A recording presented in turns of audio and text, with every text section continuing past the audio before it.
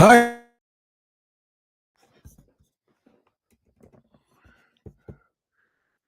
Hi. I can't hear you.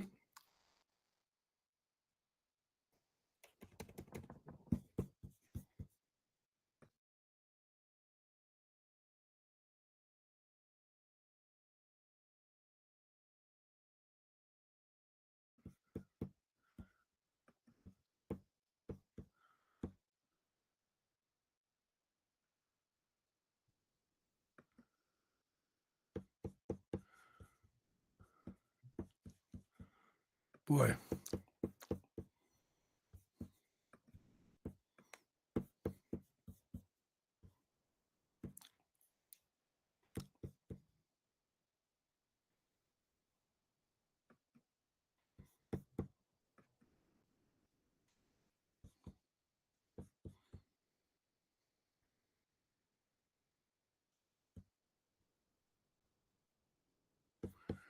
I can't hear you.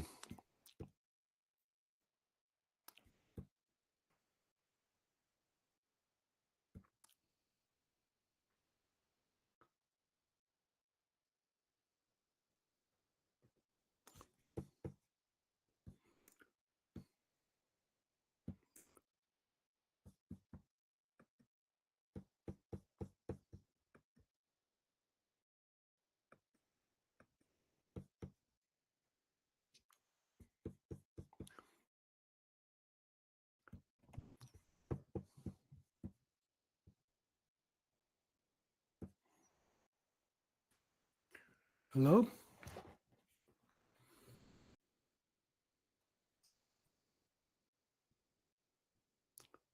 Hello?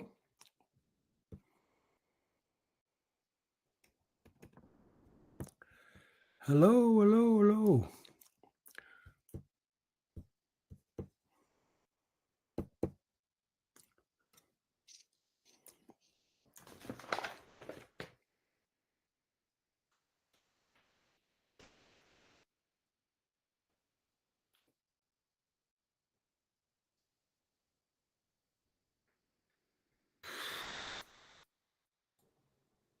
Hello?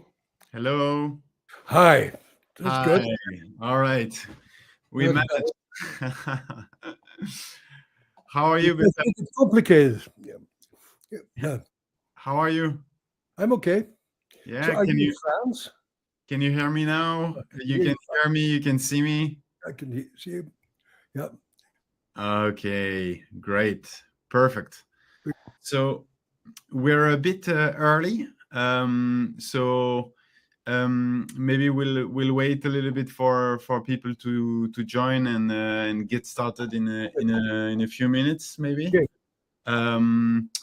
We can start by asking everyone maybe where you're joining from. Just let us know what country, what city,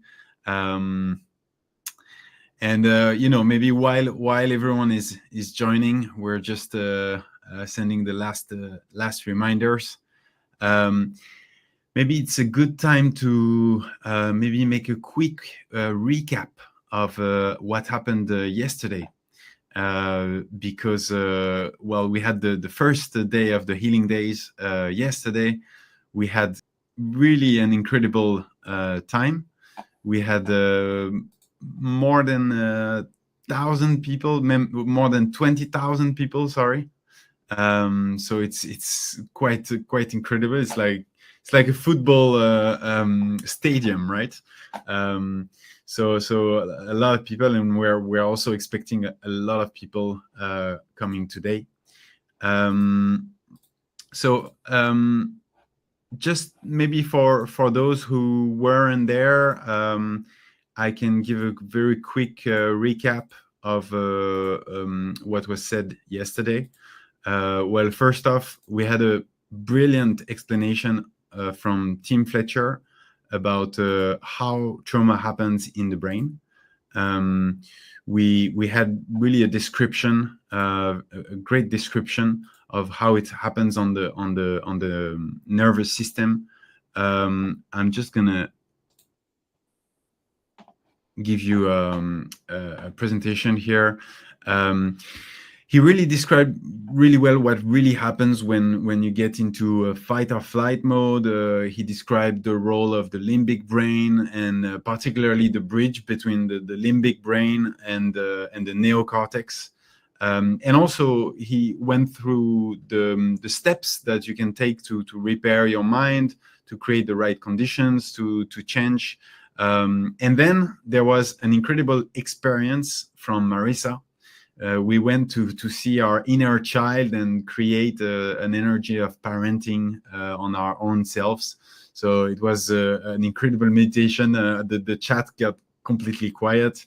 It was really nice, and I myself sort of slipped away for a moment, and I almost forgot that I was giving a conference with 20,000 people. So we gathered a few feedback from yesterday that you guys sent us in the chat. I'm just gonna read a few. For example, Julia, who said, "Thank you so much for providing this free to so very many people desperate to heal. God bless you. God bless you as well, Julia." Or there's Marlene, for example, who said 100% mind blown. I was expecting a lit, but this first class was absolutely 100% helpful and insightful. So we had a lot of great feedback. I saw earlier Denise say in this chat today that yesterday was really groundbreaking for her. So that's really nice to see, and trust us that we're preparing very good things for you today as well. So let's get started now. We can get started, and maybe I'll start by presenting myself. Let me check if I can. Yeah, there you go. Maybe I can start by presenting myself and giving the agenda of the conference, and then obviously I'll give the microphone to you, Bessel, which is what everyone is expecting. So for those who weren't there yesterday, just quick reminder: I'm the co-founder of Mentor Show. We are the organizer of this event, and obviously our mission is to become the world's #1 platform for healing. So we're bringing knowledge, support, everything you can get in one place, so that you never have to look for answers again. You have everything in one place. We're organizing this, but it's a free event from start to end. So there's 4 days. It's completely free. So there's, I think, incredible value. There's going to be more than 8 hours of conference. But at some point, I will answer some questions that we had on our app on Mentor Show to explain. Some people are going to want to go further and have the Mentor Show app to help them heal. I'm going to answer to those people. I'm going to take 10 minutes at some point of the conference. So, and actually, this is the agenda for today. We first, obviously, Bessel is going to present himself. Then we're going to see how trauma shapes the nervous system. This is going to be the first part. The second part is about understanding automatic responses like anxiety, panic, emotional overwhelm as really nervous system responses and not mental weakness. And then the third part will be about seeing what healing actually feels like, right? This is going to be the first 3 parts. Then I'm going to take a few minutes to present Mentor Show, to present the Heal Masterclass, to answer the few questions that we got. And after that, there's going to be 2 experiences prepared by Bessel to put this into practice. And finally, there's going to be a Q&A where I'm going to give your questions to Bessel, and he'll answer those. So actually, people, you can, throughout the whole conference, you can send your questions to Bessel, and the Mentor Show team will make sure to gather them all, send them to me, and we'll we'll do our best to answer those as many as we can at the end of the conference. And actually, then Bessel will leave. We will leave, and we're going to have a small surprise for you at the end of the conference. We're going to play for you the teaser of the Heal Masterclass. We're going to play one lesson, and I'll also answer any question that you might have about mentorship, if there are still some questions remaining.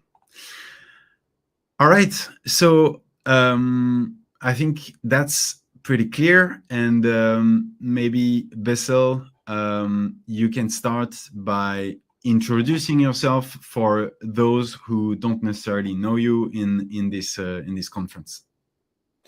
Well, my name is Bessel van der Kolk. I'm a psychiatrist. I went to medical school and trained in psychiatry after that. And I started off as a psychopharmacologist because back in the 70s and 80s, there was an enormous promise that we could figure out how chemicals change the brain and that we could cure mental illness. And I did the first studies on Prozac and Zoloft for PTSD. And the results weren't bad. They were not particularly good either. And so while psychiatry sort of got stuck at the psychopharm level, I started to look at what else could help people to deal with things. And what became very clear is that most trauma occurs in the context of intimate relationships, in the context of family, in the context of your caretaking systems.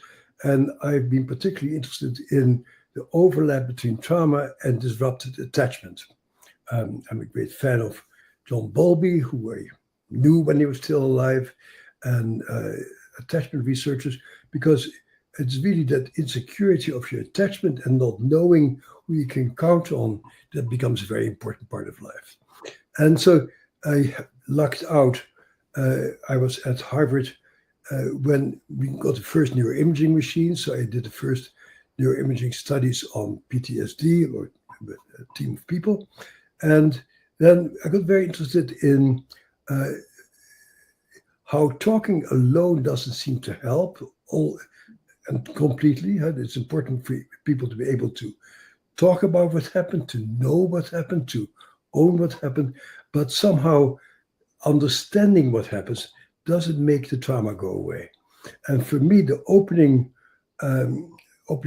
window for me was really when I got interested in EMDR. And EMDR is a very strange technique. You wiggle your fingers in front of people's eyes. And what we saw is that with single incident trauma, single events, EMDR was astoundingly effective. And that really got me intrigued. Like usually in our field, we either give people pills or we talk. And that EMDR opened up the window that there may be other things we can do. And so that led to studying neurofeedback. I've been studying theater for trauma. I've been studying psychedelics, particularly in recent years, that there are many ways in which you can open up your mind to new realities.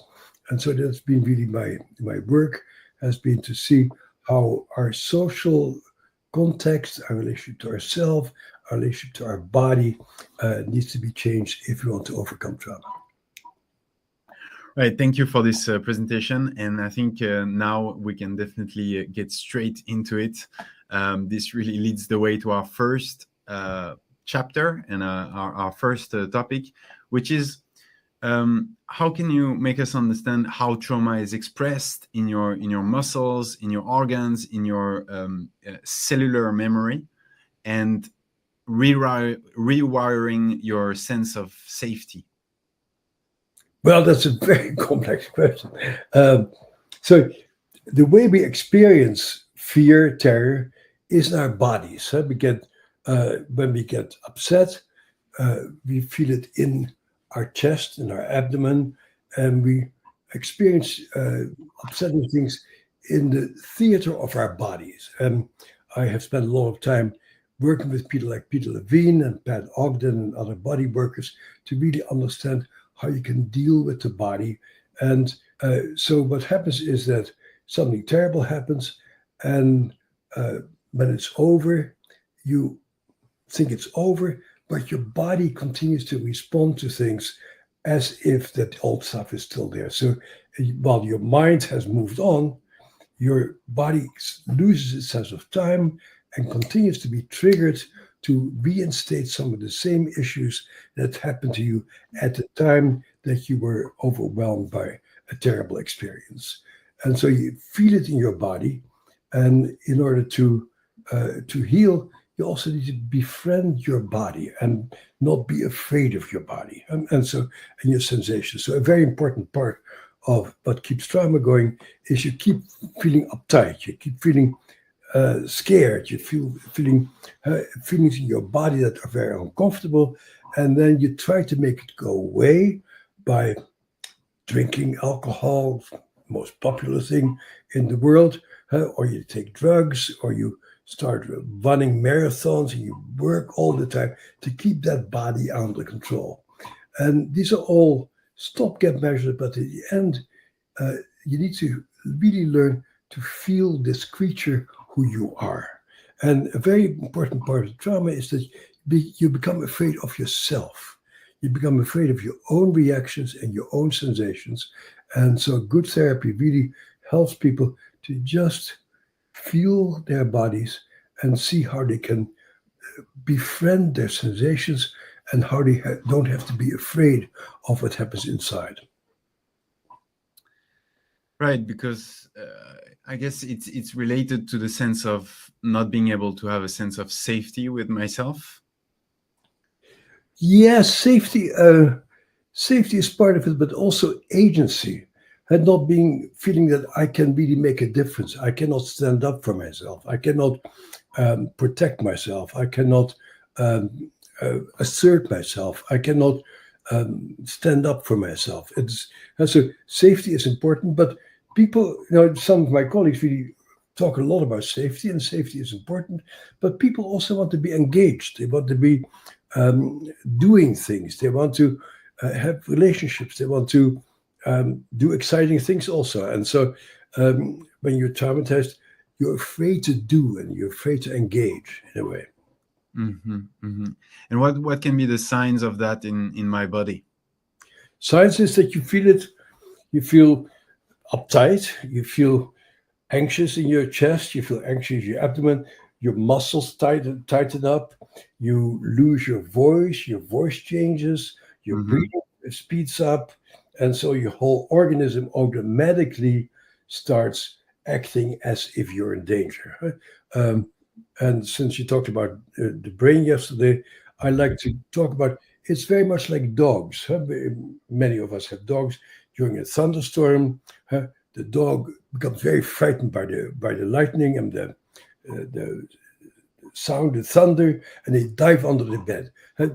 We have a part of our brain that does the same thing, and it's our animal brain that takes over. And in order to get better, we need to befriend our animal brains and really take care of the dog that's inside of us. Mm-hmm, mm-hmm.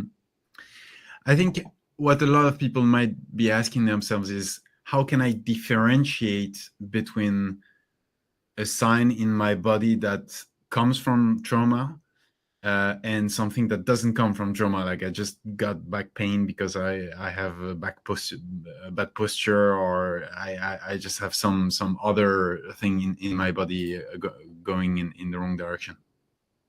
Well, that's yeah. How do you answer that? It's very much that you have a reaction that the people around you don't have. That you're in this situation and you feel yourself getting uptight, or you feel yourself becoming really angry about stuff that other people seem to not be bothered by. So, there's something about me and my threat detection system that really is off. But that's not usually how it starts. It usually starts with people getting into trouble with other people and they're saying, it is your fault. You Mhm. made me angry. You made me upset. You made me frightened. And to some degree, other people can be very difficult and unpleasant to deal with. But our job is to stay in charge of ourselves and not Mhm. let other people take over our physiology. So Mhm. we have this mirror neuron system. And so when we're with other people, to some degree, we pick up each other's feelings and experiences automatically. And when you're traumatized, other people's feelings take you over and you get very angry or very scared. And so you feel it inside of you. And you think, oh, the fault is out there. And Shakespeare has already said, the fault, be offended, is not in the stars, but it's inside of ourselves. And so Mhm. it's Mhm. all reactions that need to be managed by ourselves. Yeah, yeah. Right. Could you give us maybe an example from your clinical practice where really the body revealed what the mind had buried? Let me see. Yeah, people get angry about stuff and they start reacting in a very aggressive way. Mhm. And you try to help people. So notice inside, notice what happens. Notice when you put your hand on your chest, and notice if you take a deep breath, what happens inside of you. Notice what becomes uptight. Notice what happens if you relax your muscles. Notice what happens if you slow down your breathing and you become more grounded. Mhm.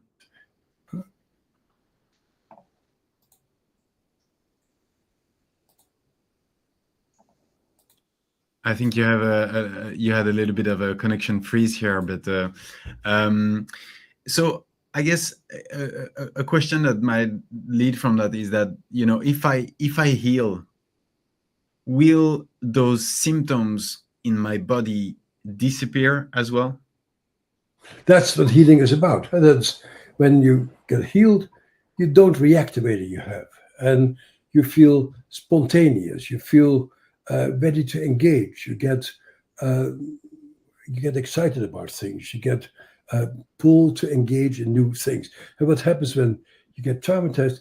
You get so afraid about your reactions that you become more and more constricted and more protective and more defensive, and so you become rigid and um, overly careful, and you lose your curiosity, and you tend to lose your enthusiasm to discover new things, and you lose your curiosity because your main preoccupation becomes, how can I somehow manage this creature who I am, or I can manage the people around me. So you try to really control things very much. Yeah. Right, right, and I think it goes well to the second part of the themes that I wanted to explore with you. Is a lot of people get a lot of guilt and shame for not being able to control their reactions. Yeah. That's been a common testimony when we built the several masterclass on trauma and with Yeah. Mentor Show. And so, can you explain to us, like, why is it so hard to think your way out of trauma? Well, I bet you talked about it yesterday, is that the imprint of trauma is really in the back of your brain, in that animal brain, that limbic system, and below. So you have these automatic reactions. And your frontal lobe, where you live, where your consciousness lives, thinks, I shouldn't react this way. This is really stupid. Why do you get so angry? Why do I get so fit? What's wrong with me? Everybody else seems to be able to do it, but what's wrong with me that I cannot relax and cannot feel safe with people? And so there's a very deep shame sense of there's something wrong with me, and that's particularly true with early childhood trauma, because when you're growing up, you your brain and your mind is more or less a product of the accumulation of your experiences. So if you grow up in very safe surroundings and you feel cared for and loved, you feel like, I'm a person who makes the world loving. And so kids are by nature egocentric. And when they have good experiences, say, I made good things happen.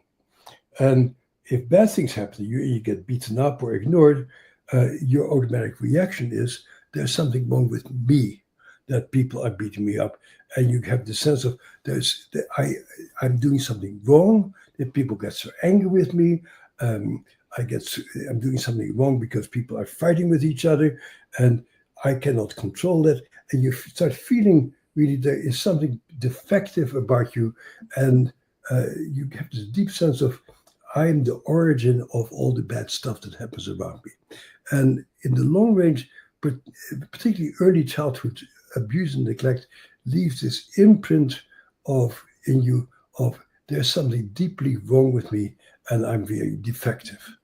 And people can tell you over and over again, it wasn't your fault, you were just a little kid, and your frontal lobe knows it, but the back of your brain has no cognition and has no sense of time. And so that feeling of defectiveness stays with you for a long time. And maybe can we get a little bit more into the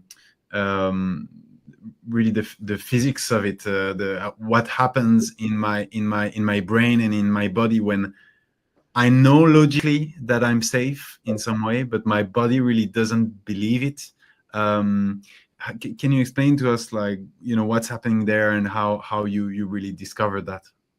Well, the first studies that I actually did showed that back of your brain, that right amygdala lights up, and the very primitive part of your brain that is your smoke detector keeps going off and tells you, I'm in danger, I'm in danger.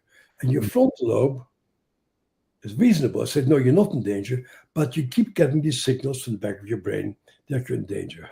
So the person who's probably done the best work in this is Ruth Lanius in Canada, who shows that there is a very primitive part of your brain way in the back, just above your brainstem. It's called the periaqueductal gray. I call it the cockroach part of your brain, and it tells your brain you're in danger. And when you have no trauma, that part of your brain is quiet and only gets activated if you actually are in danger. But once you develop post-traumatic stress, that part of your brain is always firing. There's always this little signal comes to the back of your brain. You better be careful, you better be careful. Terrible things are happening to you. Mm-hmm. Yeah. Mm-hmm. And so, let's say someone is in the middle of a panic attack like this, or a freeze response. How can they begin to really ground themselves? You can ground themselves by, oftentimes we need other people for that. We need to be encouraged by somebody. And that's why we take yoga classes, and we take meditation classes, and we take theater classes, so that somebody can really guide you in going into yourself and to notice what's going on. A very important part of dealing with trauma is to allow yourself to feel what you feel and to notice it. So if people say, I'm really getting scared, you say, how do you know you're scared? Where do you feel it in your body? And then you ask people to go there and to feel it and to say, what happens if you take a deep breath? No, doesn't work. What happens if you tap certain acupressure points? Oh, yeah, I feel a bit calmer if I do that. What happens if I stand up and push against something? And so it's really, you need to experiment with, how can I gain a sense of ownership of my own physiology? And that's always an experimental things. Things that work for one person don't work for the other thing. For example, I did the first studies on yoga for PTSD, and my colleague said, that's crazy, meaning putting your butt in the air and twisting your spine in a Bessel, treatment for PTSD. So we studied it, and it turned out that actually yoga can be very helpful for people, and probably for most people can be more helpful than most medications are. And so what you do in yoga is you activate that interoceptive capacity, and you feel your body, and it feels safe to feel your body. You say, oh, that's what happens. And you get a sense of time. And the sense of time is terribly important, because when you go to panic, you feel like this will last forever. But if you really notice it, you notice that things keep shifting. And somebody needs to help you to become aware how your own internal world shifts, and that you can do things to shift your own internal world. Yeah, let's continue on this path with really understanding what healing actually feels like.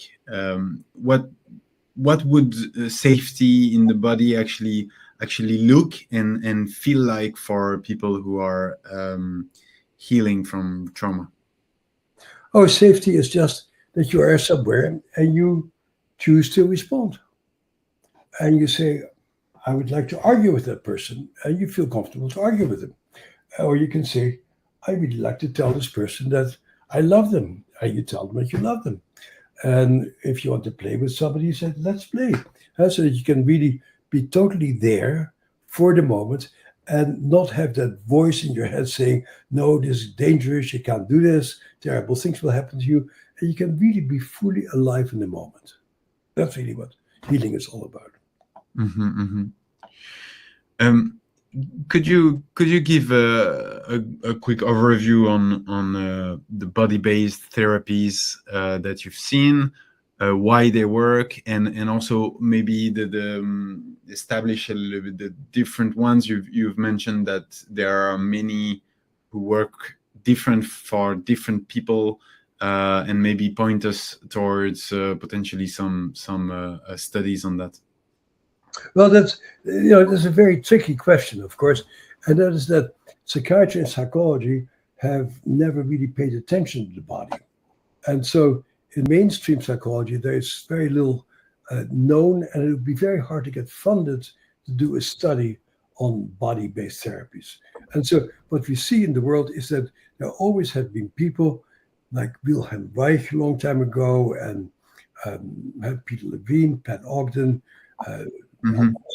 Feldenkrais, these people have worked at the body, but that's always, by the scientific establishment, has always been a little suspicious of that.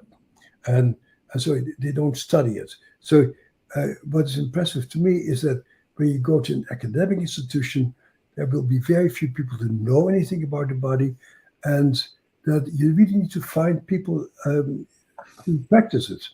And that can be Feldenkrais, it can be another body-based technique, and it really, you access whoever is available in your particular community. But that's rarely ever in the medical psychiatric mainstream world. It's beginning to, I think my book has made some difference there also, and that people are beginning to pay attention to the body, but that's still outside of the mainstream largely.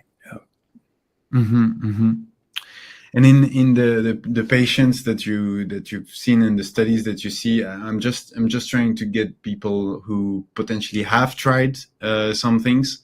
How would you rank? How would you to what potential solutions would you point them to based on what you've seen and what you've studied? Well, so the people who I know and respect are Peter Levine with somatic experiencing, Pat Ogden with motor psychotherapy, and so there's a number of people who have written books about it. Who are very good. And what they do actually is they show that your body gets frozen. At some point when you get traumatized, you tighten yourself up, and you become a really uptight and frozen person in a way who explodes from time to time. And in these treatments, you actually help people to feel the things that they wanted to feel and take the action that they couldn't take back then. And so sometimes pushing people away might be very helpful. Hitting a punch ball might be very helpful. Establish a sense of, I can do something, I can manage something, I can stand up for myself, but back then I couldn't do anything. And so to a large degree, healing from trauma is to have new experiences where you can do what you could not do back then. Standing up for yourself, pushing people away, setting boundaries, um, uh, uh, walking away from things. So to really have your body be your ally, you have your body work for you. And Mm. what we see is sometimes people work on their rape, and then they feel the old feeling, I wanted to push, but I couldn't. And then in body-based therapy, you can actually make that movement, say, oh my God, if I could have made that movement back then, I would have felt so much better. And now that circuit in my brain of defending myself gets activated by doing it. I understand. So it means that you would, in some way, recreate the experience, the traumatic experience that you had, but in a safe way, and also in a way where you have ownership and you can decide for yourself and actually take the way that is the right one for you. Yeah, you can sort of experiment to do things and say, oh, that feels better. Oh, that makes me feel in charge. Oh, that makes me feel in charge. And that makes me feel strong or empowered. And to really experiment with bodily postures and sensations and to really feel things that you have been afraid to feel. Have you had some patients who have managed to really heal thanks to these methods? Oh, absolutely. Okay. After 50 years, you don't advocate methods that don't work. Like Yeah. It's I think it's nice for people to hear and to give hope to all those people who are here with us today. When someone starts to truly feel safe and have that feeling of empowerment, what are the first subtle signs that they might notice in their everyday life? well, their minds open up, so they become more curious. They are Mm. able to engage with people. They are get more pleasure out of their social interactions. They are more patient with their partners. They're more curious about their partners. For example, during COVID, there was a very sharp increase in domestic violence. That didn't surprise me because people are difficult. And even if you have a good relationship, you have habits and things that you do that irritate the other person and vice versa. And if you can't get away from each other and you're locked up in a room, you're more likely to become violent. And what we see in effective treatments, we saw it very clearly in my psychedelic research, for example, is that when people get COVID, then they didn't become angry with people. They are more curious. They're more tolerant. They're more like, oh, she seems to be upset about something. Oh, but I don't feel upset. How can I help her to be less upset? Yeah.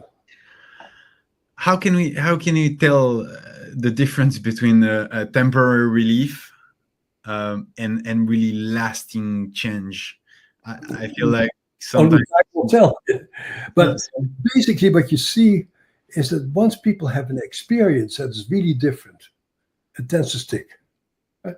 If you have Okay. never stood up for yourself and you learn, you do karate, at certain point you say, I know how to do it. I know how to protect myself. If you have been afraid of heights and now the fear has gone away, you can stand at the precipice. You go, oh, it's an interesting landscape. And I don't feel I'm going to die. That's how you know. Right.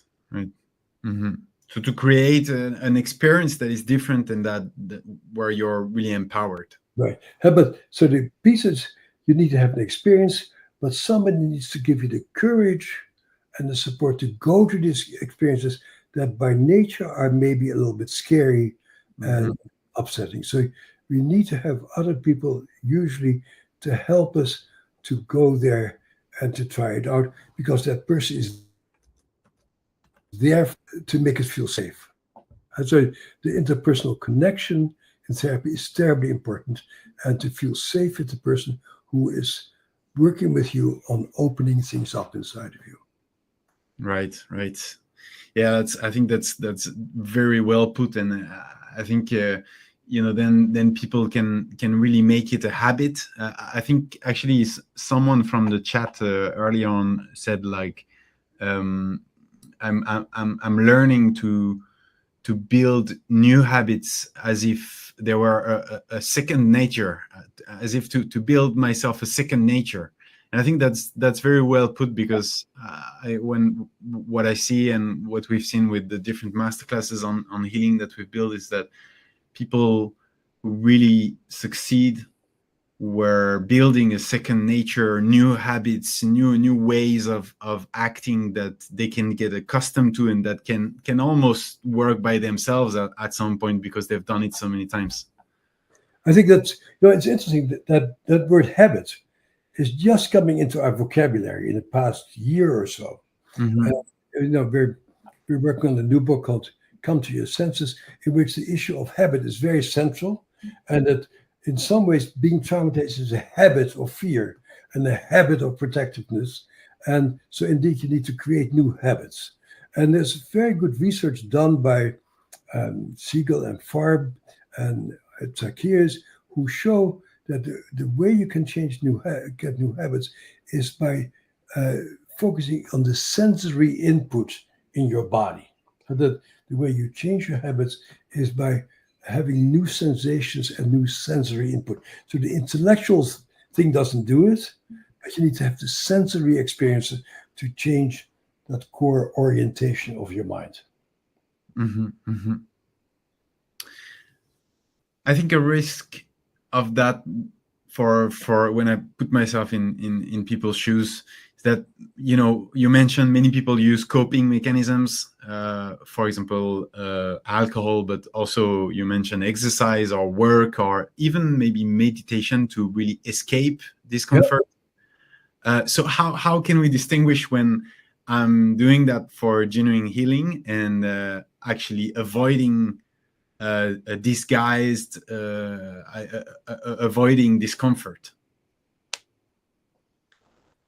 Well, I think the way it goes is at some point you say to yourself, it isn't working. Or mm-hmm. I have another relationship that didn't work out.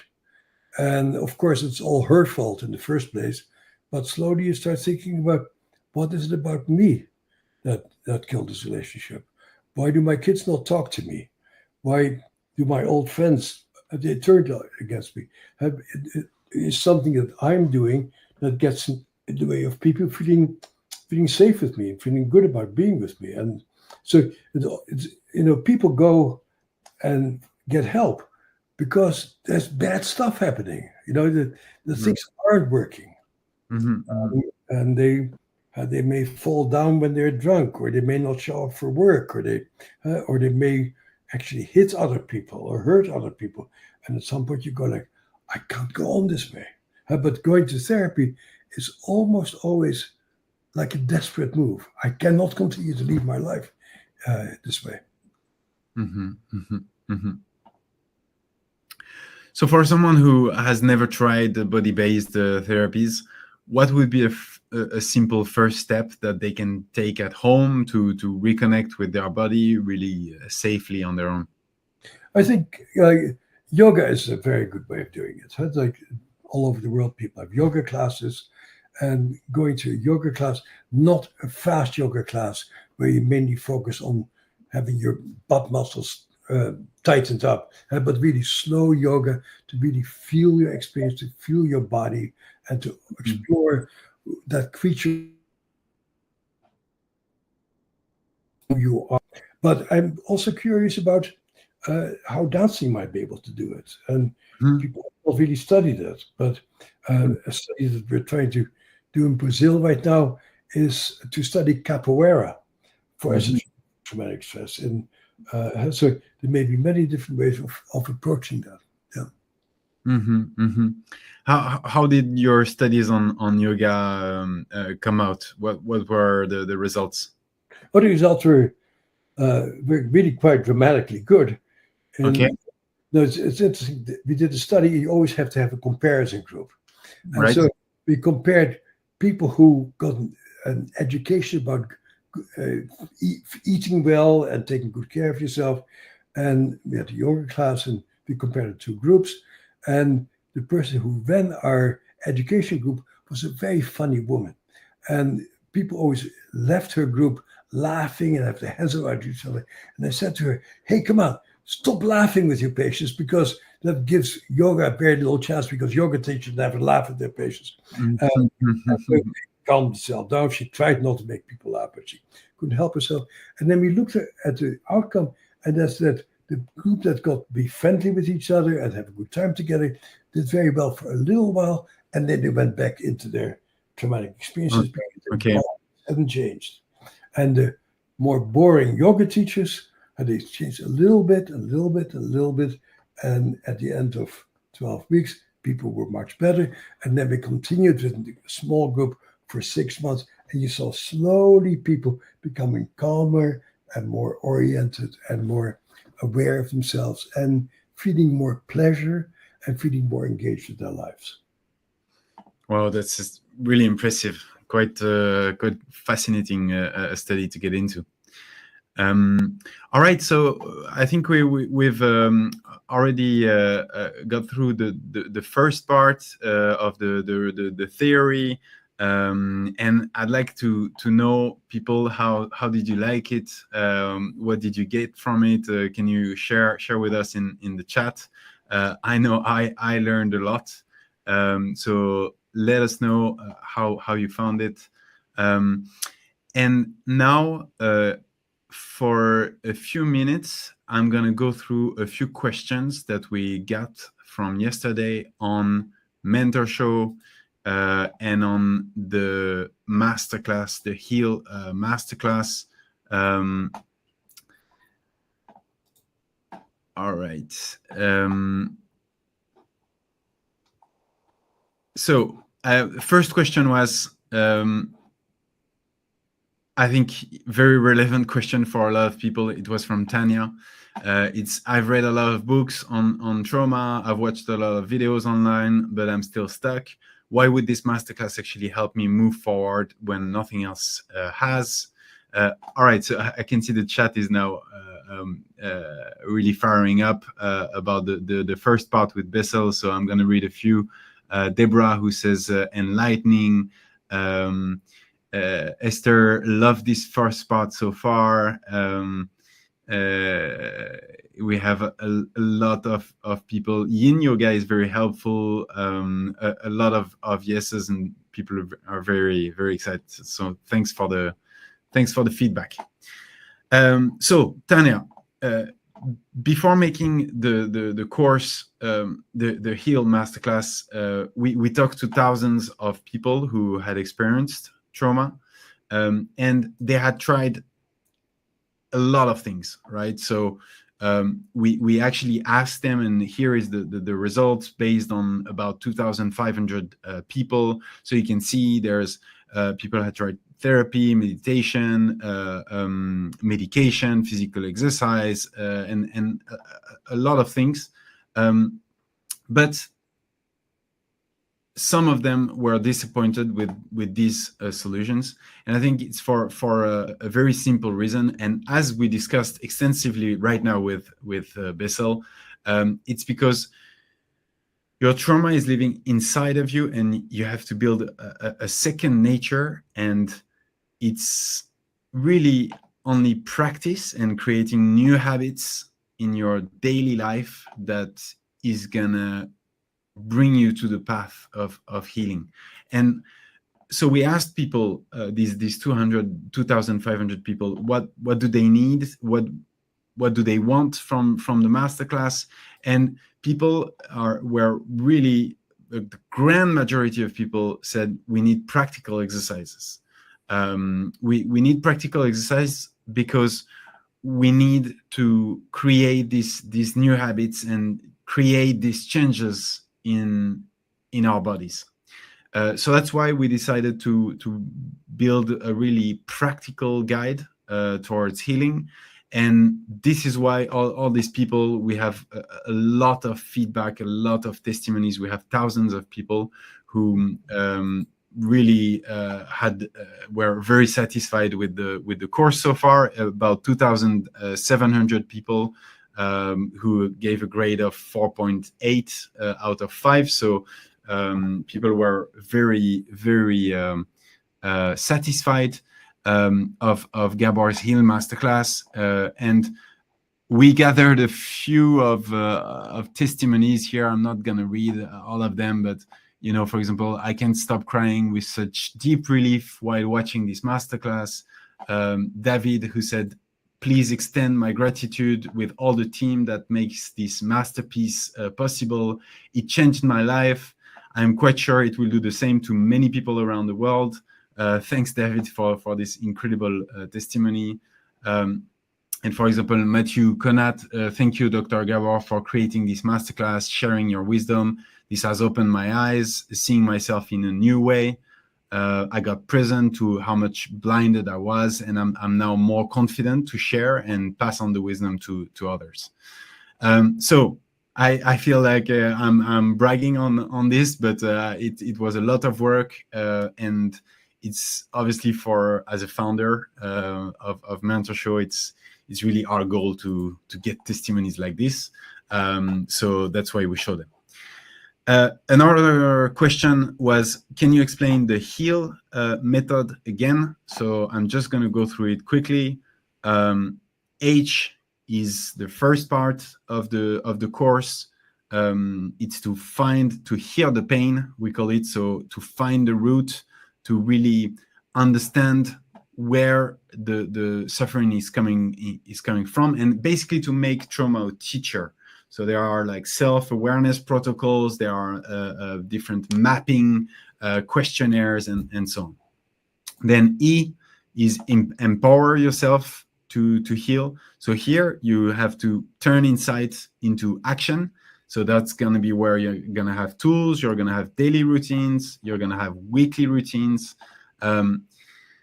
Then once you've done that, you have A, which is the part about aligning your relationships. And here it's a major theme that the 2,500 people we worked with were very often mentioning is, how can I protect my children? How can I not pass it on to my children? How can I protect my children from trauma? And how can I protect my relationships? And last, we have L, lifelong healing. And this is the part where we really take the course even further than the course itself. So really to build lifelong habits that will last long after the masterclass ends. Can you say something about that? You focus on what you can do, but I think healing always occurs in a larger social context. The trauma is usually an interpersonal event, and so you have an interpersonal fear and a difficulty connecting, and you heal trauma really in community, and people show you how to do it. People do things together with each other. People experiment together. This is not a solitary enterprise. You don't heal from trauma by yourself. You heal from trauma with other people. Yeah. And most things, with exception maybe of neurofeedback, really involve somebody who helps you to do it, and a contact with people who work with you on creating that. I don't think you can do this all by yourself. Yeah, that's true. And actually, that's a very good point, Bessel, and it's a very good transition to the last part I wanted to get into on this questionnaire, and then we will get to the experiences that you've prepared. We had a few questions on the offer that we made for the healing days, and I'm just going to remind everyone what's included in this offer. So obviously you have the course, the Heal Masterclass, but as Bessel just said, you cannot really do this on your own. And it's true that sometimes even though you have amazing content in there, you have more than 7 hours of Gabor's teachings and practical exercises and so on. Well, sometimes people feel a little bit alone in front of the screen, and you have to be shown the way, you have to be taken by the hand, and you have also to share it with other people who have the same issues or the same energy as you, right? And this is why in this offer, we have weekly live sessions. So that's more than 50 sessions where you can, you have trauma specialized coaches where you're going to have the ability to ask your questions, to get some advice, and really try to keep your momentum strong. So that's 50 sessions in total. You're also going to have exclusive webinars where we dive into different topics, and obviously all the future healing masterclass, and namely obviously the Grand Bessel. So here it is for the offer. We had a few questions on the guarantee as well. Just Jamie, who said, so if I'm not happy in 3 months, I can get the money back. Who does this kind of guarantee? It's crazy. So yes, Jamie, it's crazy, but it's what we've decided to do. So it's just to help you to take that step. The guarantee is very simple, is that if you take the course and in 3 months or in whatever time you feel like it hasn't helped you, or you just don't want it anymore, or you feel like you need the money back for some reason or anything else, if you've watched the masterclass, you've done the exercises, and you can send them to us, well, we'll refund you the totality. So that's a risk we take to make the choice very easy for you. All right. So these are really the key questions that I wanted to answer from these 3 people. And now that we've gone through those questions, we can get to the next part, which is the experiences that you've prepared for us, Bessel. So we can get into the first one, which was the body scan. But I want to really mention something else. That, as a neuroscientist, I know what the circuitry in the brain that gets really messed up. And we really need to be helped to change that circuitry. And so, for example, we can use brain-computer interface stuff. We can use neurofeedback, and we can pick up the electrical circuits in the brain, and we can play computer games with your own brain to calm your brain down and help your brain to become more focused. And so there's things you can do, but with people who really know what they're doing, to actually help you for the next phase. And I think doing body exercise by yourself is helpful, but it doesn't really make the profound changes that we see with, let's say, neurofeedback, with psychedelics, with EMDR, with our theater work, because you need to have experiences with other people who really help you to reorganize your brain circuitry. And you cannot do that by yourself. And so I can tell you, oh, you can pay attention to this, which is a nice piece, but you need to go much further than that. And that you cannot do that on the cheap. You need to really dedicate yourself to experience these methods. And so my book, which has sold over 6 million copies around the world by now, has a lot of chapters on different techniques of what you can do. I have a chapter on what talking can do and what talking cannot do. I have a chapter on EMDR, what EMDR can do and EMDR cannot do. I have a chapter on neurofeedback, what you can do with brain-computer interfaces, how your brain can become rewired by doing a chapter on yoga, how yoga exercises. I have a chapter on, not on psychedelics, the next book, but there are certain things you can do collectively with other people with experts to really rebalance your brain. And you cannot do Feldenkrais by yourself. You cannot do these body techniques by yourself. But it's good to go to a yoga class and sink into yourself. But it's a communal enterprise. And I'm concerned about people relying on screens to virtually have an experience. Actually, we need to throw our screens away and do things with other people and experience things with other people, with our bodies, actually. Yeah. Right, right. And so for the people who came here today and are now with us, how can maybe we can give them a sense of how the body scan works and really try to live this experience all together? We could, but I would rather talk about the amazing things you can do with psychedelics. Which is not only by yourself. It can be an experience that you can open up your mind to unknown things. And my main research in the past 10 years has been on psychedelics, and we come up with results we have never seen before, actually.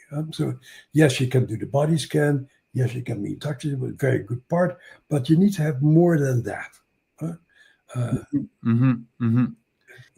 So let's not pretend like it's so simple, because when you get traumatized, your brain circuitry is really different, and you need to really help people to be able to pay attention in a different way. Neurofeedback is helpful for that. Psychedelics is helpful for that. Psychotherapy alone, usually not. Body work alone, usually not either. Complex. Trauma healing is a complex exploration of what makes sense to you to get better. Simple. Getting into your body is important, and so I can ask you, just sit in your chair. All right. And feel your butt in the chair. And notice your spine. And see if you want to maybe move a little bit to feel more aligned. And maybe you want to notice if there's any area of tension in your body. And you may notice if you shift your leg or shift your belly, how that may be different. And just sort of notice the way you're sitting. Just notice your breath. Just go inside. What we know from neuroscience research is the only way we can really change is by going inside and activate the interoceptive pathways of the brain. And so you pay attention to your internal world and notice what's going on inside of you right now. Just notice your breathing. Notice your belly. Notice your chest. Notice how fast your breathing is.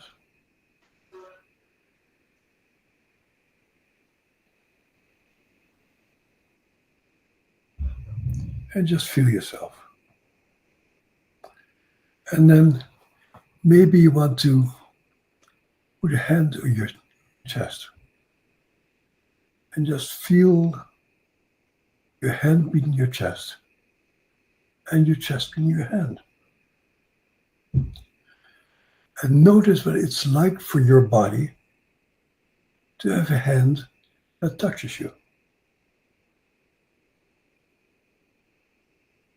Just notice it. See what it feels like to be held by you. And then notice your hand and what it's like for your hand to feel your body.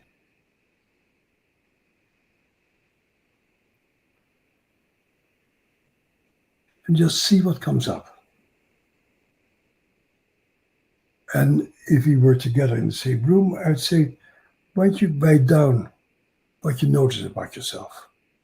Or if you're in therapy together, I'd say, what happens inside of you as you feel your hand against your chest and your body against your hand? So that's really the beginning of meeting this creature who is you. And to notice what's tense and what's not tense. And notice what you can do to relax that creature. And notice what thoughts come up.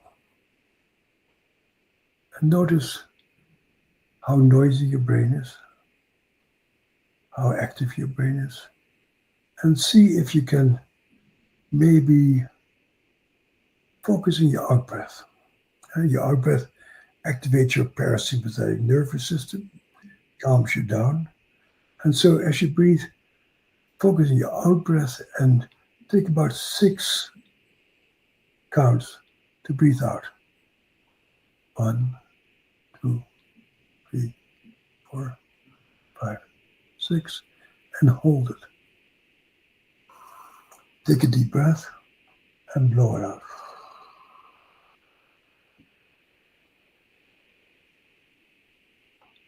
Hold your breath. Take a deep breath in and very slowly breathe out.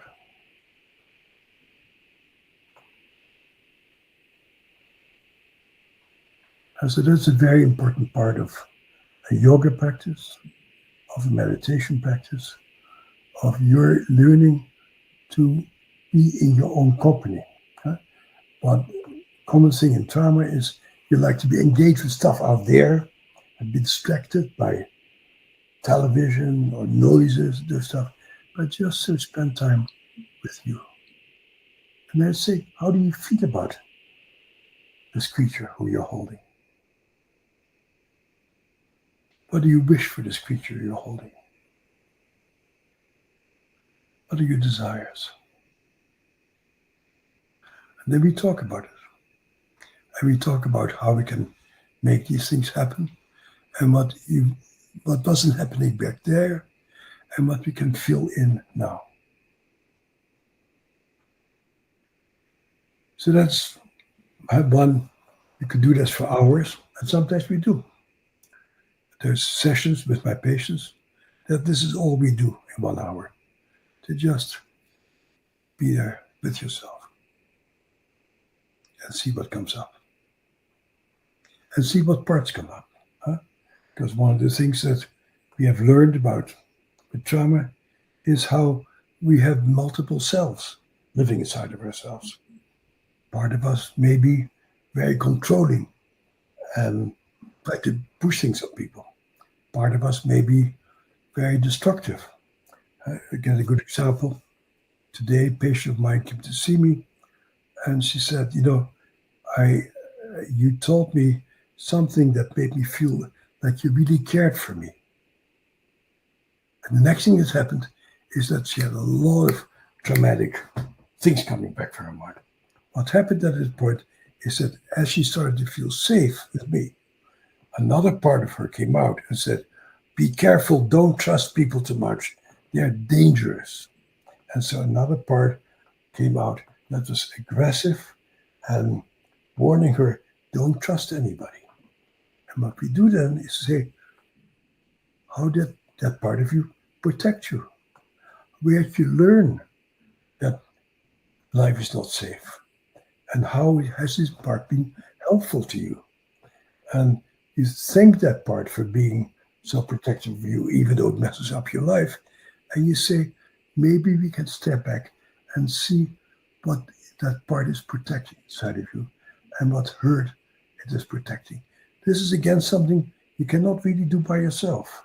Someone needs to be there and to help you to go deep inside and to really get to know all these parts about yourself and to really feel yourself very deep. So that's one thing.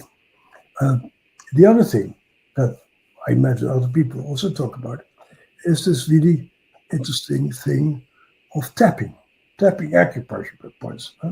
My favorite person there is David Feinstein, an energy psychologist and a very good scholar, married to Donna Eden, who's a wonderful body worker.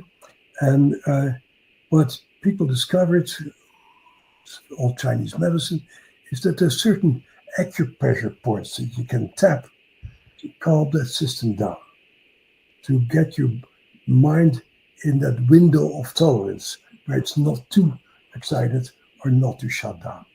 And so, but now I'm a Western trained doctor. The stuff really doesn't make sense to me. But in Chinese medicine, they say if you tap certain parts of your body, you can calm yourself down. I use it a lot with my patients. So you can follow me. You start tapping over here. The Chinese call this a reversal point. As a Western trained doctor, I have no idea what the reversal point means, but it seems to do something to change your energy. Next point to tap is over here between your fourth and fifth metaphalanx, over here. And you tap there. And as you do that, just notice any shifts in the energy in your body. Get calmer, more focused, more agitated, whatever. And then you tap over here on your superciliary ridge, it's called. And just notice what happens in your body. Or if tapping is unpleasant, you can just hold it. Next place you tap is your zygomatic arch over here. Just notice what happens. Next tap over here, the infraorbital ridge. Next point you tap is over here, the glabella. And you tap over here. And the last point I tap, you tap over here, acupressure point number 27. And then you tap over here between your 11th and 12th rib.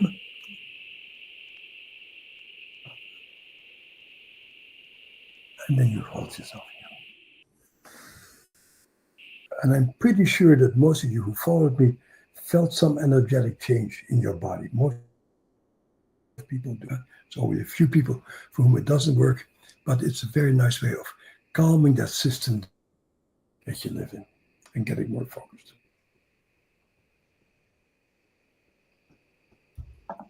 Wow, thank you for these two exercises. It's incredible because it sounds quite simple. You can do it anywhere.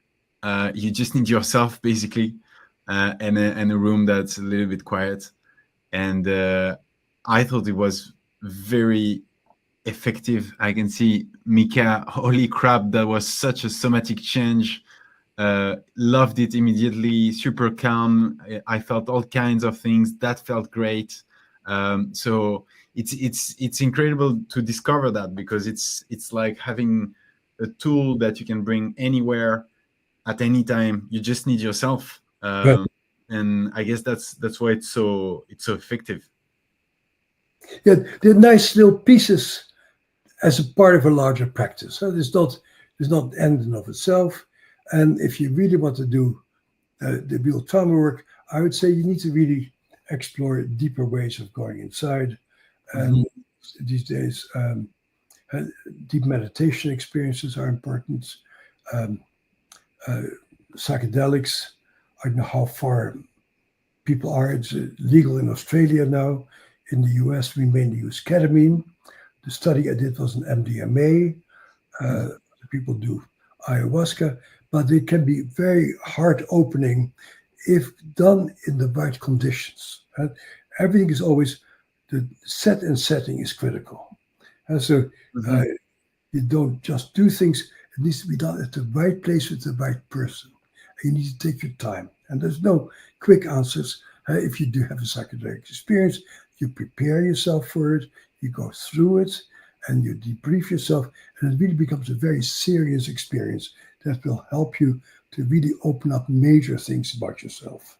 And what we saw in our psychedelic research is a dramatic change in self-compassion. And you and I started off talking about how trauma often lead to a lot of shame and self-hatred and not being able to stand the way you feel.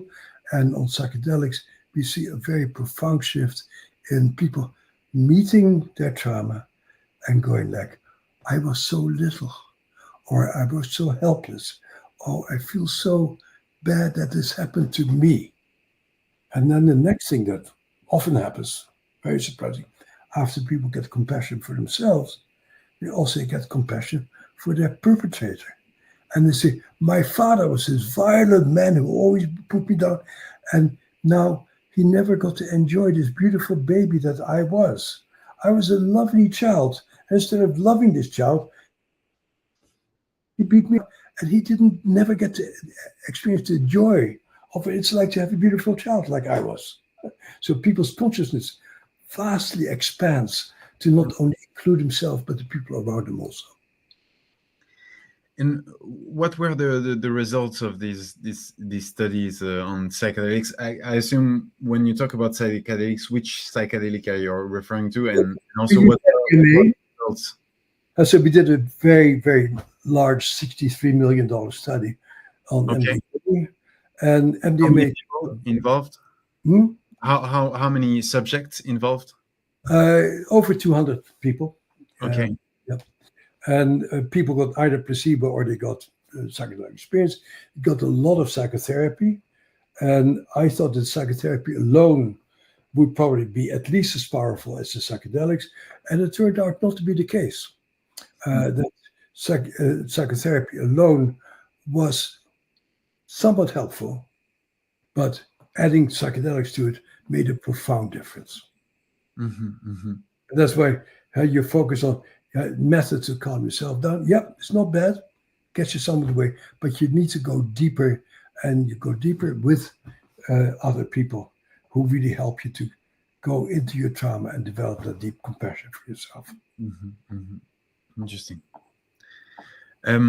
Okay, now Bessel, we're gonna go into the Q&A part. If it's okay for you. We're over an hour now, so I think it's time to try to answer a few questions from the audience. So first question is from Richard, who says, I suffer from extreme touch deprivation. My parents told me I was neglected very much as an infant. Is this trauma? And if so, how does it impact my CPTSD therapy, both body and mind? I think, it's strictly speaking not a trauma. But boy, not having been touched, not having been seen, not having been known is a very profound experience that oftentimes is the other side of trauma. That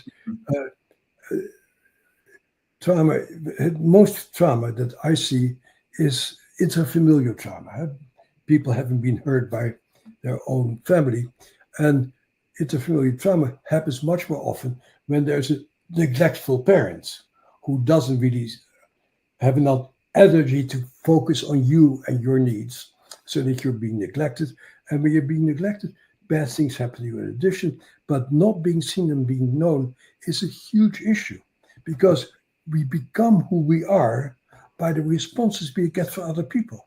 And so if I would say, don't become a therapist until you have some kids to learn about human development. And kids need you. They need your smile. And you need to mirror each other. And you need to be in sync with each other. You need to laugh together. You need to cry together. You need to cook together. You need to make things together. That's who we are as human beings. We're deeply social creatures who get our pleasure out of our communal activities. Mm-hmm. Eating with people, making love with people, playing tennis with people, going hiking with people. They're all communal, rhythmical activities, basically.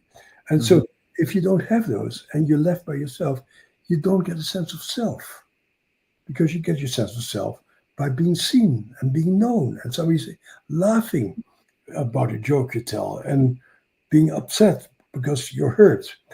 We need that interpersonal resonance with each other. And when early in your life you're being ignored, it oftentimes is very hard to feel pleasure with other people and feel pleasure in yourself. So what was striking in our research very unexpectedly is that psychedelics, MDMA, turned out to be extraordinarily effective for that, which I had not expected. And somehow that opened up that openness to yourself as a precious person who could play with other people, who does enjoy other people. It's a major issue.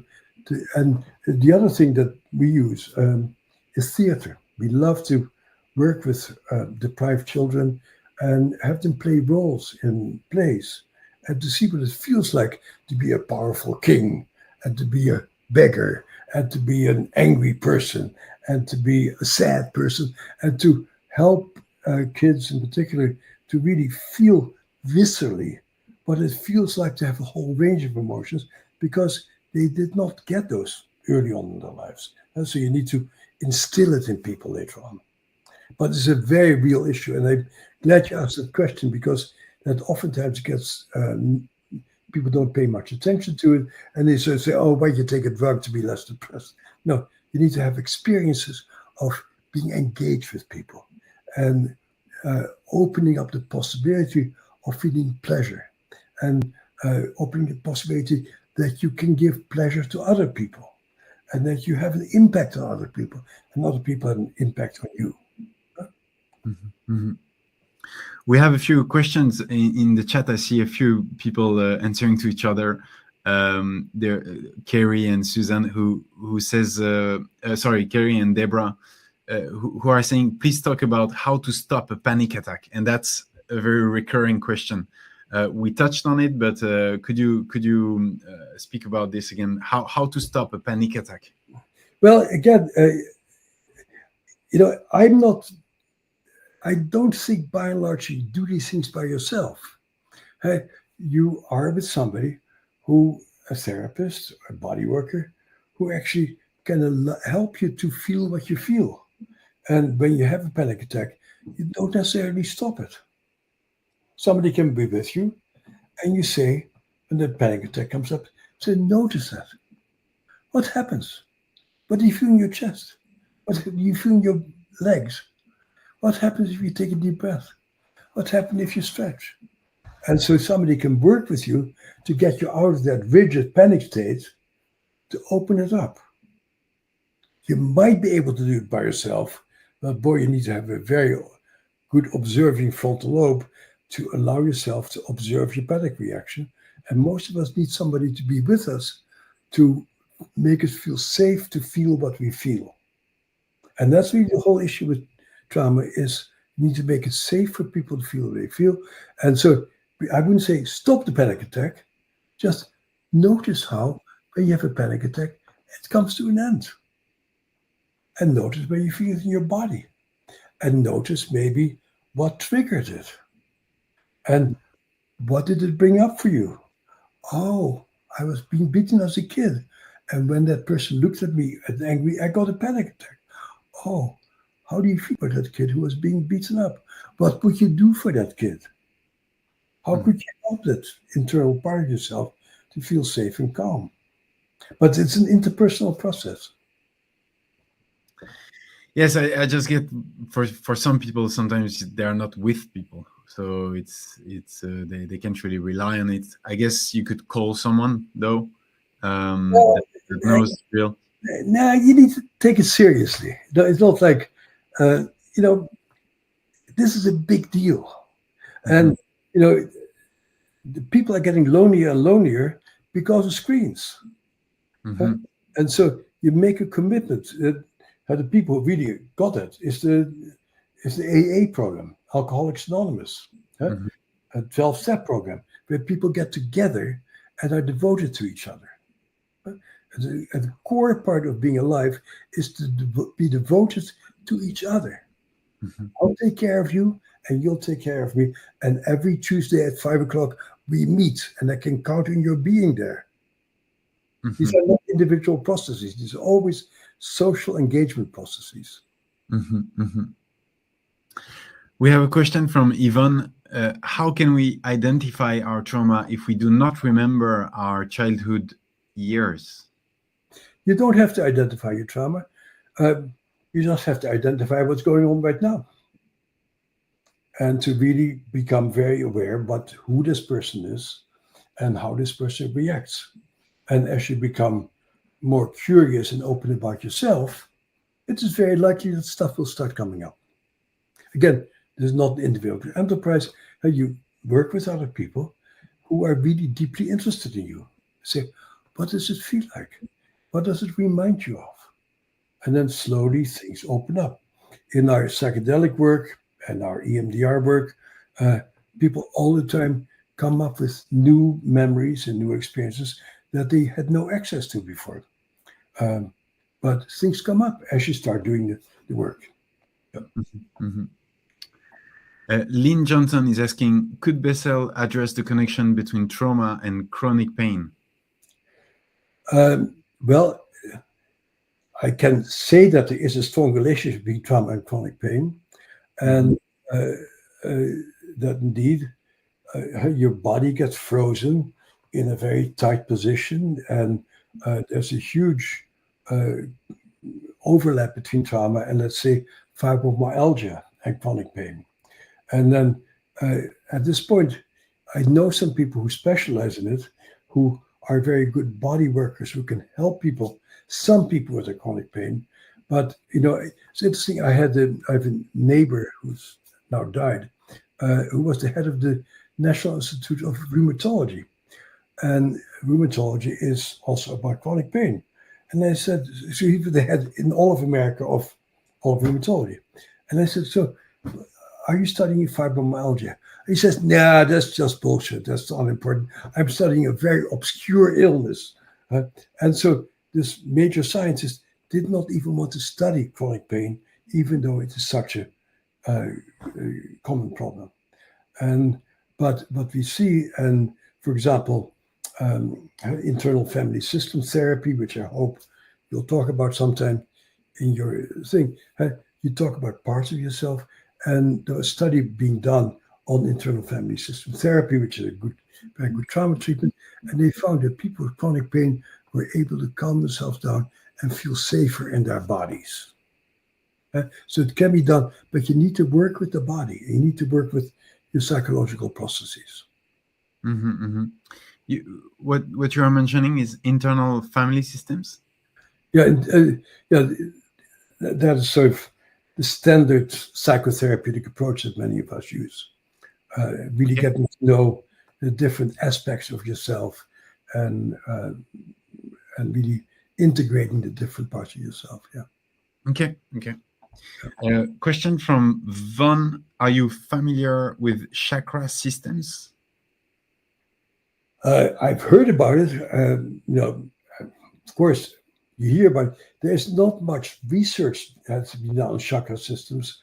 When I go to China, which I do from time to time, I always tell people, but you better figure out what these acupressure points are about, because if they're real, you should have a real representation for it. But at this point, we don't really know the science behind chakras. They're there, but they're still quite mysterious. Yeah. Okay. Before we get to other questions for you, Bessel, we have a few questions on the masterclass. When does the masterclass start? After I sign up, the masterclass, once you've signed up, you get immediate access to the masterclass. There's 7 hours of content, about 17 lessons. And as I mentioned, you get in the offer weekly sessions with trauma specialized coaches who will help you put that in practice in your weekly habits. Can I watch the masterclass on my phone? Yes, you can watch the masterclass on your phone. You can watch it also in audio. You can download it if you need. You can also pay in installments. We had a question from Olivia, so you can pay in 3 times if you need. I also had some questions because I mentioned there were only 500 spots for this offer, just because we have a limited amount of coaches. And there's a question if there are still spots available. So the response is yes. It's filling up, but there are still some spots available for those who want to join us. Okay, let's continue with some. We had a lot of questions, so I'm just going through it.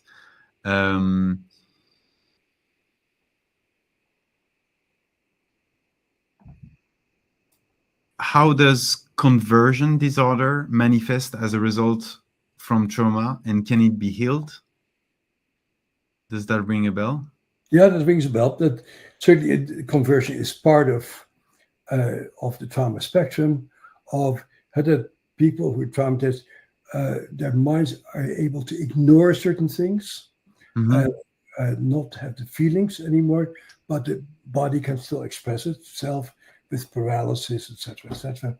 And Mhm. that's actually the oldest thing ever studied in psychiatry was conversion disorders and hysteria, where people lost power over a limb and power over their musculature and had convulsions without any mental content. Yeah. And that's Mhm. really the capacity of the mind to protect itself against being overwhelmed by the totality of the trauma.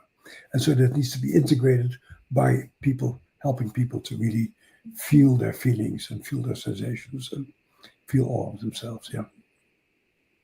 Mhm. Mhm. Okay. Trauma is a spectrum, and everyone experiences some kind of trauma. How do you determine which trauma have significantly damaged you? I guess the question is what is trauma and what is just a wound? How where do you draw the line, sort of? I don't draw lines like that. Okay. It's not- For me, it's just not the instant question. Is are you leading the life you need to lead? Are you fulfilling your potential? Are you a loving, open-minded, open-hearted person?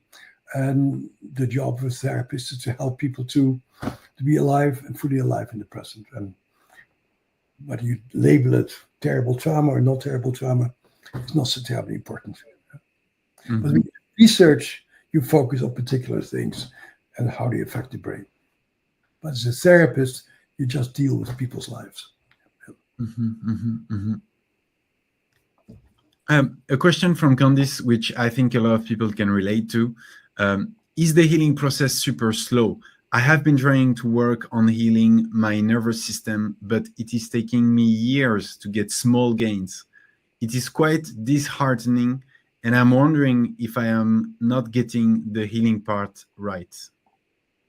Well, it is a slow process, and everybody who I know who has done well has tried a number of different things. And so, uh, and indeed, it's a slow process, and then life comes your way. You have a baby, and that brings out all kind of things. You have a new job with new challenges, brings out new things. You have a new relationship, brings out new things. Uh, I've been in practice. Some of the people I know, I've seen off and on for 50 years. And at one point, we were two young people, and now we're two old people, and all kind of things have happened in between them, and people slowly learn. But the reason why I wrote my book, How the Body Keeps Score, is to really show people what different things are available, so that if you find that your own method that you're doing is not getting you where you want to be, see what else there is in that book that you see, I should try that. Huh? So Mhm. keep exploring other things and don't keep doing the same thing that isn't working. And then you need to be curious and adventurous and take risks to try something else. And one of the hardest things when you're traumatized is you often have such a terrible idea about yourself, and your therapist may also tell you what a damaged person you are, that you can't trust your feelings. But if something isn't working, it's very important to acknowledge this isn't working for me and to really say, I should try something else. This does not necessarily mean that I'm bad or I'm defective. No, but this particular thing is not working. Let me see what else I can do. Mhm. So you need Mhm. to be open minded and open hearted and try out a variety of different things. Mhm. Mhm. We have a question from Stephanie. Do you believe that a 92-year-old could do this kind of trauma healing work? You've mentioned a few leads for healing. How is it different, and what have you seen working for that Yeah. age? Are you 92 years old? Yes. If you're 92 and you ask that question, I would say that's a good sign. That means that you're curious, you're open, you're trying to do new things. Most 92-year-olds are just clinging on to function as well as they can and are not particularly open to try new things. But if you're open to try new things, by all means, try it out. I Uh, mean, I might be wrong, but I would think that it's a daughter, or yeah. well, the thing is, uh, what can you do? The way I got turned on to yoga was interesting. was a TV program here in Boston about people in a nursing home doing yoga. And people were stiff and unbalanced. And they really began to be more fluid in their bodies and have more pleasure in their lives. And I thought that's really interesting. That's what got me into yoga originally. And so a friend of mine recently wrote to me and said, good friends of mine, and say, my husband is really quite depressed. Do you think psychedelic medicines might be helpful for him? And I say, it's worth a try. Go to a very good person who can do it and see what will happen. Life is an experiment. And the experiment sometimes fails and it sometimes succeeds. And so keep trying out new things. Okay, I think we're getting to the end of the webinar, so we'll take just a couple more questions, and then we'll close this session for today. We have a question from Hannah Hundal. How do addictions start from trauma? Oh, that's very much correlated. The research shows that it's almost impossible to become an addict without having a history of child abuse. Child abuse and addictions go very hand in hand, and it makes perfect sense. When you're abused, you feel horrible sensations in your body. You have emotions that you cannot stand, and so you start taking stuff that makes those emotions go away, and then you get addicted to these particular things. So there's a very strong correlation between addiction and trauma. And addiction, I would say, generally starts with trying to medicate your own trauma away. Yeah, that example I like to give when I give a talk is if I have a little fentanyl over here, I say to my audience, hey, I have some fentanyl. Who would like to take some fentanyl? Most people would go like, this guy is crazy. But there may be 2 or 3 people in the audience who go like, I feel so bad. I'll try some fentanyl. If you feel good about yourself, you don't take heroin because you love your body. And if you love your body, you don't do terrible things to your body. But if you're desperate and you don't see how you can turn, you'll do anything to make it go away. That's how it goes. Last question from Carrie. How do you calm acute anxiety? Go there, feel it. Okay. Listen to what your body's trying to tell you. What is it? And again, hard to do by yourself. That's why we have therapists. Say, notice that. Feel that. When does it happen? What are you reacting to? What have you done that helps you? And what else can you do that might make you feel better about yourself? Do you feel less anxious? Are you able to tell the truth? Oftentimes the case. If you can really tell your secrets, you'll stop being uptight because it's been safe to share your secrets. But if you have a secret, you must be afraid of people finding out about your secret. And so you need to be with somebody who can slowly help you to open up about your secrets. That's very true. That's very true. Well, thank you, Bessel. People, can you tell us in the chat how did you find it? Did you like it? Did you get something from it?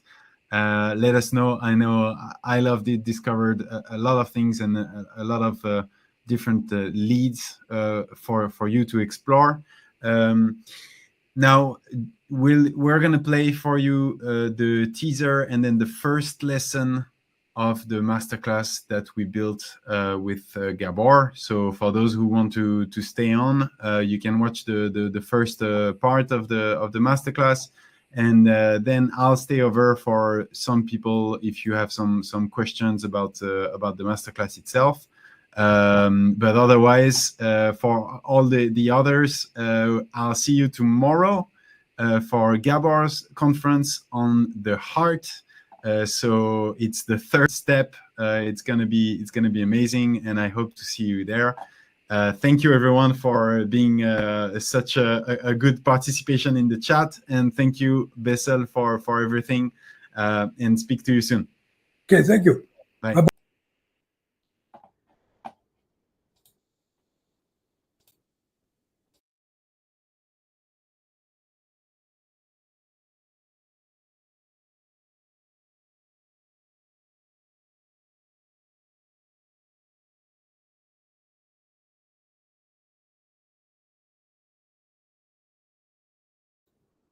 we're gonna play for you the. In my masterclass, Heal, I built for the first time a practical step-by-step guide towards healing.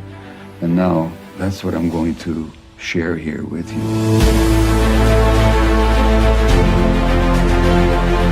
As a physician and a therapist, I work through the people whose lives have been shaped by trauma, some obvious, others more hidden. I've seen how unresolved pain silently infuses every aspect of life, from relationships to mental health to even physical health.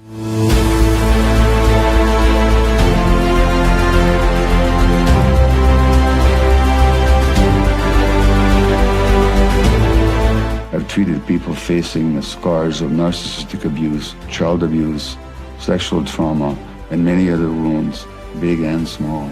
And through this, I've developed a structured approach to healing trauma that can transform suffering into resilience and into strength.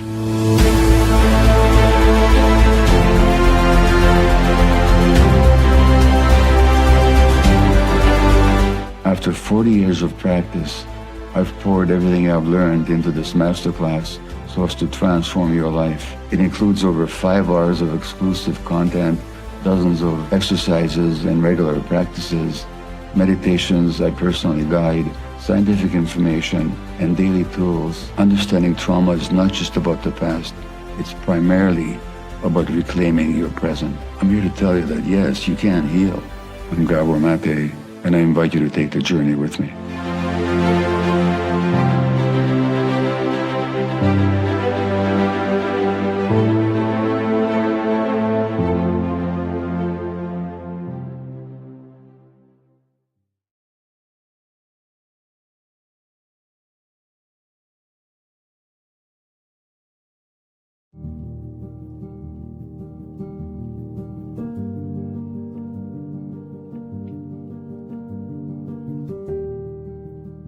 Now, if you're anything like me, when something triggers you and you got upset, you lose it. We use the word expression in English, losing it. What do we lose? We lose self-regulation. We lose the capacity to be in charge of ourselves. Something erupts out of us. And sometimes you can even watch it happen, but feel helpless to stop it. What's really going on is that the front part of your brain that regulates responses goes offline, and an old defensive, aggressive part of your brain takes over. It's almost like the reptilian part of your brain takes over your behavior. So we need to have some kind of an emergency kit to stop that from happening. Because when you act that way, certainly when I've acted that way, what follows is regret and remorse and guilt, and then having to clean up a mess that ideally we might not have created in the first place. So take your healing diary, and the first thing you'll do is just write down, either in paragraphs or in point form, some examples when you've behaved that way, when you've erupted that way, and then you were deeply regretful. So just write down the examples. And notice what happens in your body as you're writing them down. And do so without self-blame. Do so with just almost like a scientific precision of here's what happened, here's what triggered me, here's what I felt. So that's the first thing you do. And once you've done that, whether it's 1 page or 2, whatever length it takes you, write down some words that you might wish to say to yourself at such moments. So what would words be that you would utter to yourself that will calm you down? Just write them down. This doesn't have to be long. In fact, if you make it too long, it'll be counterproductive. So just a few sentences that you would wish to hear, say to yourself at such moments. When you've written that, then, and if you're satisfied with it, then dictate or write the words into the text notes on your phone, because they'll be available for you everywhere you go, because most people carry their phones everywhere. So just have these notes in your phone, and then finally record them in your own voice and keep the audio on your phone. So when you're in that state, you can actually just push the button and listen to yourself. And what I'm going to do is to give an example in my own voice, talking to you, and you can keep this with you as well. And I completely understand that when you're in that state, the last thing you want to do is somebody telling you to calm down. So let's take a bit of practice and self-compassion and patience.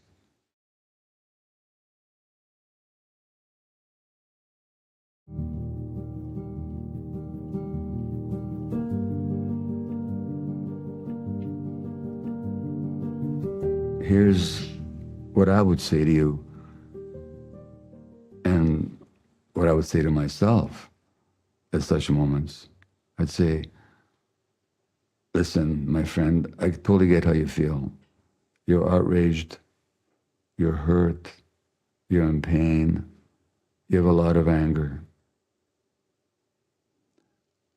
And you know from past experience that when you behave from those places, whatever you do will be counterproductive. Because what you want is to be understood. You want to be seen. You actually want to be loved. And the result, if you act from those emotions, from that upset, will be just the opposite. So just stop. Take a few breaths. Go back to that breathing exercise, that 4, 7, 8 breathing exercise. Move around, calm down, and be kind to yourself. That it's okay. This will pass. You've been through this before. That's the words that I would say to myself or say to you. And you can keep my words with you if that's helpful to you. The final bit of advice I would give here would be that, if possible, don't wait for the eruption, because if you pay close attention to yourself, and this is why one of the reasons why we're trying to encourage body awareness throughout this whole masterclass, is once you notice the tension in yourself, maybe stop whatever's going on and reach for this kit, even before the eruption. So my general message is, wherever there's tension, it requires attention.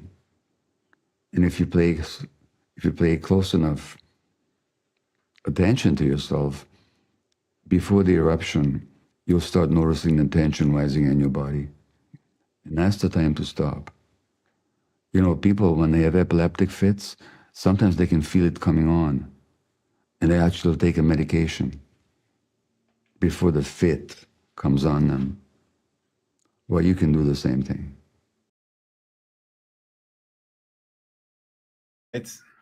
What did you think, people? I'm here. I'll stay here for a few more minutes to answer any questions you might have about Gabor's masterclass. So don't hesitate in the chat to send over questions, anything about the course. I really love this part that we just saw of Gabor. It's an incredible, what we call the emergency kit.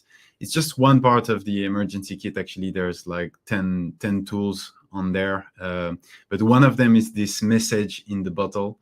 And I think it's very powerful because you have this audio of Gabor, who is speaking to you at that moment and saying those words. And I think that can be very, very soothing and can really change the course of things for you. And it's actually something that he's recorded for him.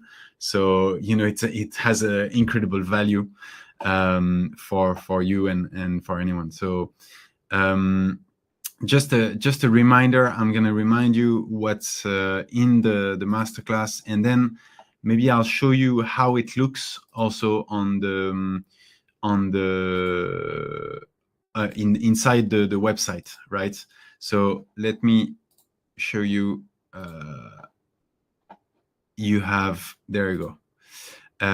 You have 4 sections. Here, the pain, I talked about that. What is trauma? Recognizing trauma in your life. All those are the timestamps, so you can see that there's a lot of content.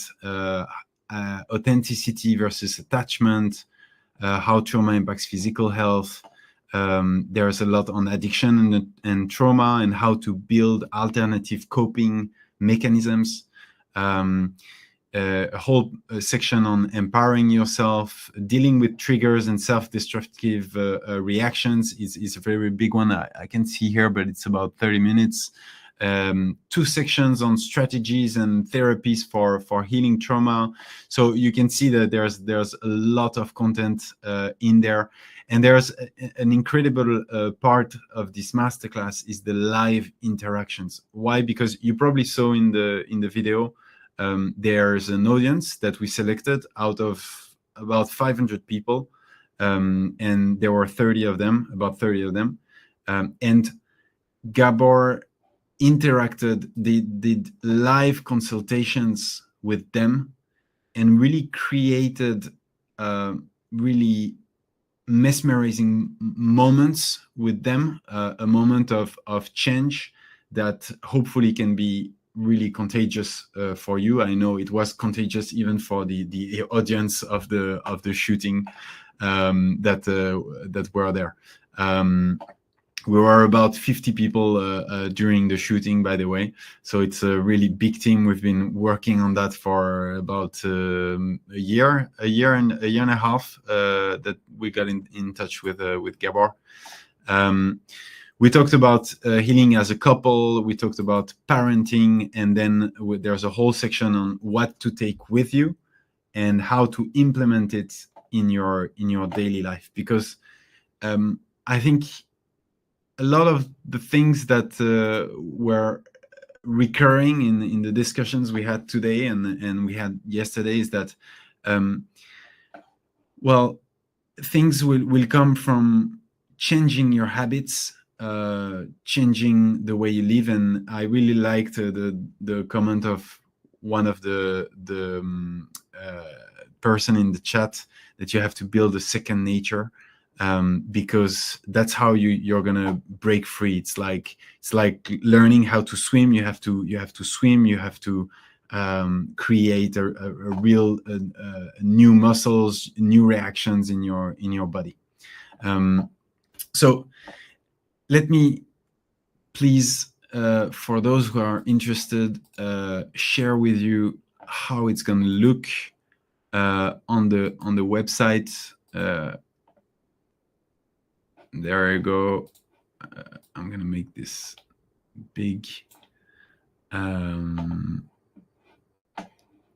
So this is the website. I'm just going to sign in. For you, you will have to sign in and buy the masterclass. You would go on a checkout and buy the masterclass. So here I already have an account because I'm the co-founder. So I can get, and I have the privilege to go straight in. And this is, how it's going to look. There's a lot of content in there. There's about more than 50 masterclasses, and a lot of them about healing. Boris Cyrulnik is another one, a French psychiatrist whose parents were kidnapped by the Nazis when he was 3, and he really created a whole theory about the theory of resilience to be able to go out of trauma. So that's one of the courses. But I just wanted to show you the course of Gabor. So here is how it's going to look. You're gonna if you join the course, here is how it's going to look. You're gonna have the whole lessons here that I talked about. You can see here the pain, empower yourself to heal, and so on. So if you go to the first one, for example, there you go. This is the first lesson of the course. it's you have a whole section with comments, and you can see actually now I start to listen and look through everything again. Perhaps I discover new things. I am happy as for Gabor as a mentor. I felt I was listening to a very soothing voice. There's a lot of comments on there. I can show you, for example, there's the second part. For example, even I get lost because we have a lot of content in there. For example, the impact and the event. These exercises, I realize how one traumatic response may actually be driving a repetitive traumatic experience in another area. You can see what can I show you? This is the whole. Let me show you. So here the pain. This is the first part. Then you get empower yourself to heal. That's what I was looking for. So that was dealing with triggers and self-destructive reactions. There was a lot of questions today about panic attacks. So this is what we've built with Gabor on these triggers, self-destructive reactions. It's really an incredible, there's a lot of tools in there and things that you can use to help you. You can see here there's a few comments. Victory, thank you so much for sharing this story. I think a lot of us can see ourselves in you. I am so proud of you for sharing and being open to seeing how our minds lie to us. Fantastic. Couldn't relate much, couldn't relate more. This class was fantastic, gave many insights. I admire the woman you triggered and admire your way of handling and showing her and us how everything functions. So this is, yeah, and you can see some people are sharing this emergency playlist because Gabor also made emergency playlist as part of the emergency kit, because you know what he says in the masterclass is that music is maybe the best tool to go to your emotions. And that's true, right? We use music. It's almost the only thing that can create instant emotions in us.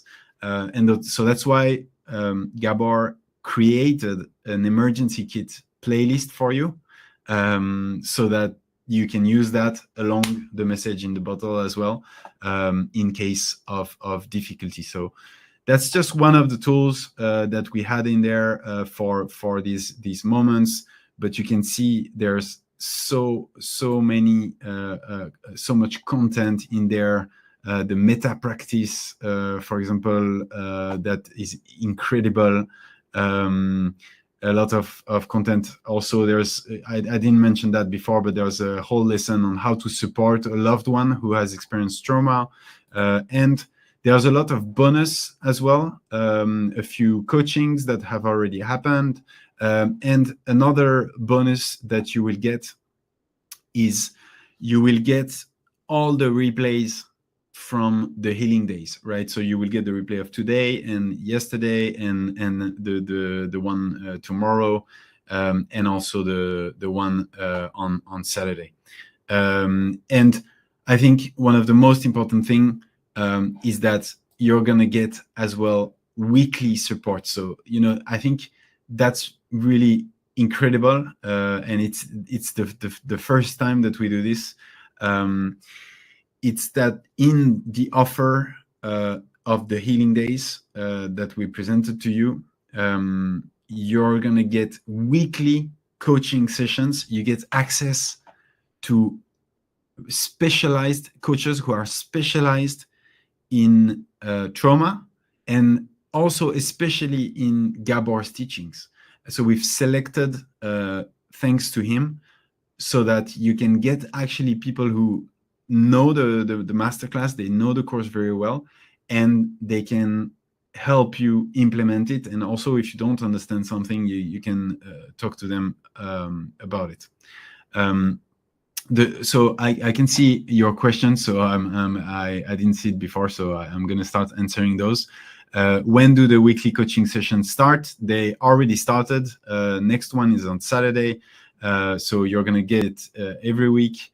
Do we get access to all the other teachers on the website as well? You get access to all the other teachers that I showed you. You're also going to get the future masterclasses, so the one with Bessel and many others that are still in the pipeline. Elise, who's saying, in the masterclass, can we go at our own pace? What if I go on? Yes, you can go at your own pace. I showed you on the website. Whenever you have 10 minutes, 5 minutes, you can just log in and you can just watch what you want to watch, and go back to it when you have more time. So there it is. I think, you know, we created Mentor Show because we felt like healing is actually possible, but it has to start from a conscious choice. I think a conscious choice that of faith that I can heal with the right support. And I think, you know, here you have a support with Gabor, who is honestly amazing, and who is one of the most recognized teacher on trauma in the world. So you get his teachings. He's worked with us for about a year.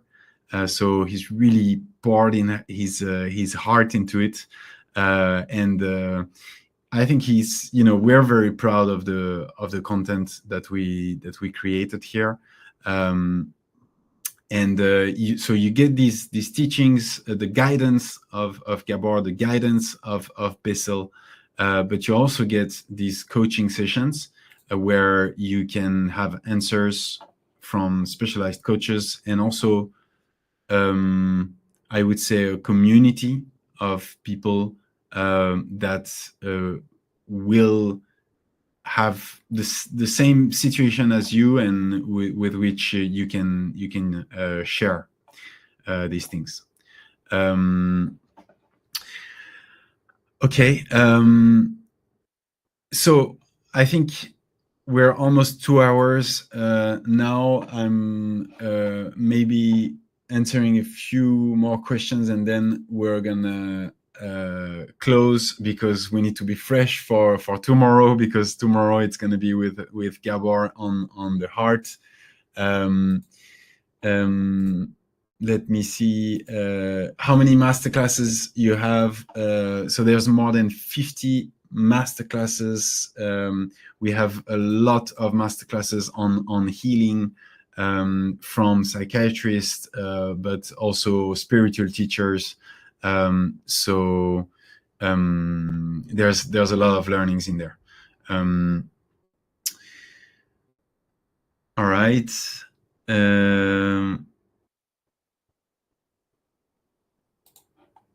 All right, everyone. I think you know, we've covered all the topics.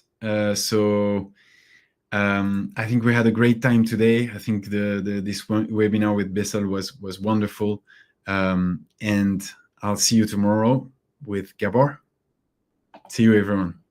Bye bye.